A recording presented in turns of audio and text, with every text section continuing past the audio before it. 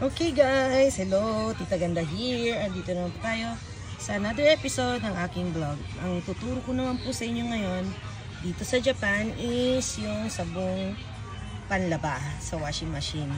Ito po yung pag rainy days, ganyan, hindi nyo po kailangan siyang sampay sa labas. Kahit sa loob lang ng kwarto or sa loob ng bahay, kahit hindi mo siya paarawan, as in walang amoy po talaga. Ito po yung ginagamit ko.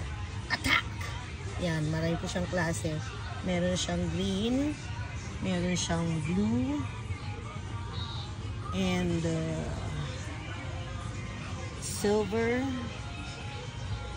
and light, and black. Yan. Marami po siyang klaseng magpagpipilian nyo. Pero, yun nga po, ang sinasabi ko, ang ginagamit ko po is green kasi talagang as in wala siyang amoy kahit na pinagpawisan mo yung damit pag nilabhan kasi sinampay mo sa loob ng bahay, lalo pag rainy days, hindi po siya mabaho, wala po siyang amoy. So yun lang guys, and see you on my next vlog.